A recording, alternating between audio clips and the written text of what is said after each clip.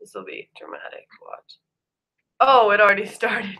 Hello! How are you? You know, probably why we're failing this class is because of these videos. We're not failing this class. We're not failing this class. We're almost failing. Actually, I don't think we've ever gotten a grade for these. I think as long as we do them, we're good. All right, so what fidelity? So our topic is fidelity. I'm going to read our case study for us. I'm a CTRS. Okay, does everyone know what fidelity is first off? Yes. No. It's, I just think about the law of chastity, TBH. well, kind of. In plain English, it means tell the truth, the whole truth, and nothing but the truth. Do what you say you're going to do. Word. So here's our case. I'm a CTRS and work in a physical rehab unit and have enjoyed a referral for patient Jones, who has a diagnosis of a left CVA. What is a left CVA? Someone want to look that up? Look it up. Dude. She's not even part of our group. Use my pen. She's not doing anything. Yes, she is. No, Brooke's always doing she's something. looking it up for us. Well. Ew. I look super tan today. Actually, you look really good in this video. Like, you're killing it. Yeah, you are. And then, Well, at least my clothes match. you have a cracker on your pants. I don't think this is the right time. Okay. What does it say? Oh, Left tell me CBA. later. I posted. Wait, did you say CBA or CVA? CVA. VA. Oh, okay. Yeah, we're recording. This Okay, is a homework It says, I meet assignment. with patient Jones and his wife after completing an assessment and meeting with the treatment team to outline the individualized treatment. Isn't it Cardiovascular arrest? or something like Mm. that? A stroke. It's Oh, also it's a left side Walgreens. stroke. No, Walgreens that's is a CB. No. CVA. CVS. Oh. Okay. Patient Jones communicated that the onset that he wants, that at the outset that he wants to go home and do activities with his wife like he used to do. And his wife says, yes, we want to be able to play bridge with our friends and go to Elks Lodge for dinner and parties. Mm. I really feel for this couple and say, that's great. Our plan will be to get you integrated back into the community and show you how to use adaptive devices to play cards. Go to your Elks Lodge to check what? Oh gosh. Go to the Elks Lodge to check out the accessibility and get you to a point where you can go home and continue the same activities. At the treatment meeting, the team decided before I met with patient Jones and his wife that patient Jones was not making progress with his ADLs, showed significant cognitive and communication deficits, and was dependent with transfers and bowels and bladder. Since his wife has multiple sclerosis, it was planned that his disposition would have to be nursing home care. Okay. I feel like this case study is very vague. I feel like what happened was the TRS told the client that they would be able to accomplish more than they could. Mm. And so that's the fidelity problem, is like she just got caught, because it says like she really felt for them, and she said, so she like got really caught up in her emotion. Without talking to the So treatment gave them team. hope.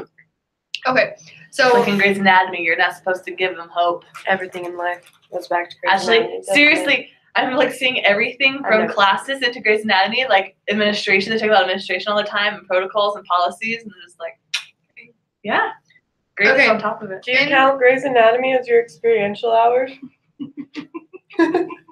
maybe 3 hours going on every single day. 3 hours? Yeah. Okay, in your group, identify the behavior. So I think we kind of did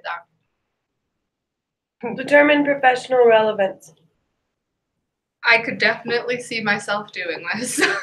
I think it's hard though, because you really Like, you want get to help excited. a client, and so you want to give them hope that like things will work out and stuff like that. And sometimes you just get excited, and like that she did, and Especially when I think it's like a TRS, like you get excited because this person wants to reintegrate. They want to learn these skills again and all that. And But here's the thing, those things could have worked. It just didn't work with that client. So she just like kind of shot it above like what would have worked best for that client.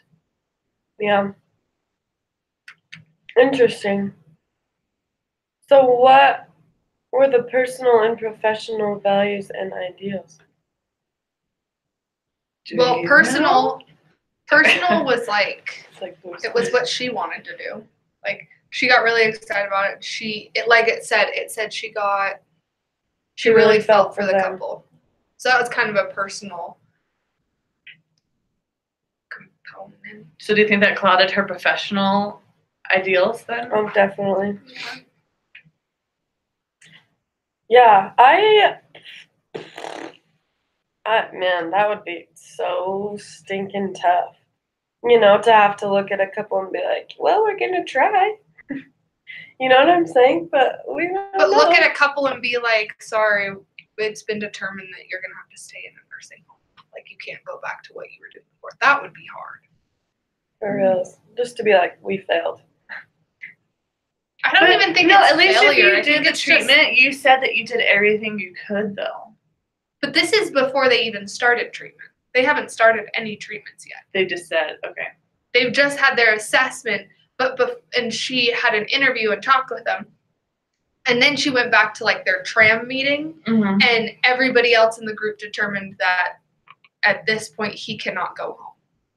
He cannot be reintegrated into the community. He's going to have to go to a nursing home because his wife also has multiple sclerosis, and so like it said it was planned his disposition would have to be nursing home care. So like when he talked to the CTRS, she was very much like, yeah, we can try to like get you reintegrated back. But as soon as she went to this meeting, she realized that everybody else didn't have that same opinion, and that the plan was to put him in a nursing home care facility. Okay. On my mission, we had this training one time where the like head of the mission department came, and he talked about like, I forget the word he used, but pretty much he talked about like in your first lesson with people or your first contact with people, you need to say to them like, you will run into anti-Mormon literature and people will try to argue against what we're teaching, and you will feel, you know, like nervousness or whatever about it, trying to like just like front load them and say like, this will be hard. And so I wonder if that would have helped the CTRS and just say like, look, this is your situation, and like ideally this is what we want, but you guys we have barriers that we're facing with you.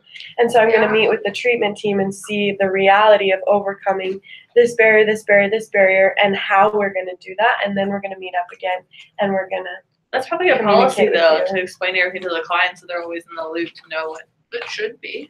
Yeah, but I just like feel like that. with this CTRS, she was like, I just totally could see this CTRS being like an intern who has never worked with the client before and just being like, oh, well, this is what recreational therapy does, is like our goal is to reintegrate you and enhance the quality of your life. So like, that's what's going to happen, you know? But I could she's see never it experienced. being like, yeah, like that. Like she's excited. She has the right heart and intent. Like she wants them, but I think in reality, she just didn't stop to think that a CTRS is not the only. Normally, 98% of the time, we're part of a team, and everybody has to have their input on what's going to happen. And I think she forgot that, and she went straight to client instead of. It kind of makes sense, but I also feel like she just she didn't even think about like the client and like their barriers. She just thought of what TR is supposed to be able to do. she kind of just jumped into it. She didn't stop to think about the overall. But it goes along with what you were saying about how she didn't really consider the rest of the team in promising those clients that.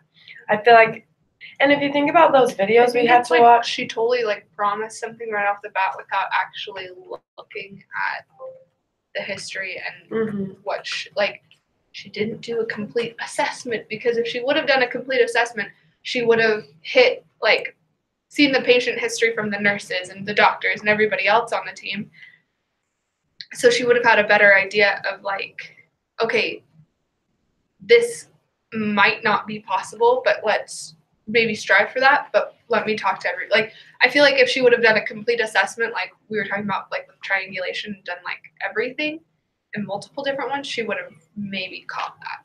And I also think that in the assessment, you shouldn't be planning. You know, that's the whole API process, is they're separate stages. So like in the assessment, you're just getting to know them. You're not making any plans, any goals, anything. You're just. But what if at the end of the assessment, you're just like, okay, I have a few ideas. Let me tell you them. I don't think you should do that before like meeting with other team members. Mm-hmm. You know, we're definitely gonna hit 15 minutes this time. I'm stoked. We've had a good conversation. Yeah. What about ethical obligations? So what do you do at that point if you've already promised something to that person? How do you go about telling them that's not going to be possible, but yet still keep them as a client? I think you just have to approach them and say, look, I made a mistake. I misunderstood your history. I got wrapped up in the emotions of what you guys are feeling, and I didn't take a professional approach. And you just kind of have to like admit that you made a mistake, and then you have to like present the plan to them and say, well, here's our idea. And I don't think, if it was me, I wouldn't be like, if you still want to work with us, this is what we would do. Like, I really wouldn't like say like, you have the option to drop out because I suck. You know what I'm saying? Obviously they do, you know, human rights. But that's kind of what I would do. What do you guys think? I mean, yeah, I think ethically you'll have to go in and apologize for what's happened. I mean, you have to take responsibility. I think that's the whole fidelity thing. Mm-hmm. Oh, tell the truth, the whole truth, and nothing but the truth. You do what you say you're going to do. Yeah. Ooh, What about do what you say you're Yeah. gonna do. I was like, how do you go about that? Here's the thing, though. Like, maybe part of, I mean, could you still do part of the treatment, though? Like, you might get some progress from it, right? Like, I think you'd still be able to do things. I think, one, you need to apologize, and like Kelsey said, you need to be upfront with them and tell the truth of, you know, like, hey, I got caught up in it. But I'd also say do what you're gonna, like, do what you say you're gonna do. Be like, I really want to still do some of these things. Let's find a way to work with this now. yeah. Like, we can still go down to the Elks Lodge and look at their adaptable stuff, and maybe we can take an outing there once a week. Mm-hmm. You know, or So it's not like you totally I can introduce you to a bridge club here, and we can do this at the nursing home, you know, or your wife can come in and do, you know, maybe still doing those things. So you just have to adapt it to the new plan, like to the new situation. So you're still doing what you say you're going to do and being truthful and, hey, let's try to find a way to adapt this. It might not work out. We might need to find something else. But, like, I don't know, try to find a way to do what you say. I have a question. So, what if, let's say the CTRS did a really effective patient history and a really effective assessment, and she really believed that they could be reintegrated into the community, but everyone else was much more like pessimistic and negative about it. How would you like fight your argument to your team? Do you have to just like give in because they're majority, or like can you like fight your argument and say, look, like I've done this history, I've done this research, I've done this assessment. I really strongly believe they can do it. If this is their treatment. Yeah, I think you'll have to like find it, like fight it, get research, and like back yourself up, so then you can try to convince the team that like this is what I think. I think it's also dependent on the facility you're working at, what their policy is for that kind of stuff. Maybe it's majority vote, and that's the policy that's in place for deciding patient care. Maybe it is like. But if she thinks that it'll help the client in the end, isn't it the client first? Yeah, but I mean, you're working on a team with people who have very differing views. But like maybe the policy that's in place at your facility that you're working at is everybody has to have the same vote, like the church does. Like everyone has to be in agreement. Like I think it would depend on the policy, but I think either way you should fight for the client if you think, not necessarily, yeah, I guess fight for the client. I think either way, bringing up those opposition points and making it known, it's kind of, I think, one of the great things of why we're on a treatment team is because sometimes we're the people who can say, like, see, no, maybe this is possible, and we can be the ones who maybe bring that up. I don't know. That's kind of my thought process. Oh, that's good. Good words. Is there any other questions we didn't go over? One more. Determine action. I think we already kind of talked about it. Let's summarize it. What's our action? So our action would be going back to the patient or the client, right, and explaining. I think it would be first go to the treatment team and explain why you feel like they might be eligible to be reintegrated into the community. Well, that's if we went along with what Kelsey was saying. But then I think if that's still not a possibility, I would bring it up to the client and apologize and just say, hey, I got ahead of myself, talk to them about it. And then I think the third step would be to try to try to adapt what you had in mind and what you talked about to them to their situation now in a nursing home. If that's not a possibility, then reassess and try to talk with them again and see what else they'd be interested in. Those would be the steps I would take. All right, you're all beautiful. My laptop's about to die. It's been fun.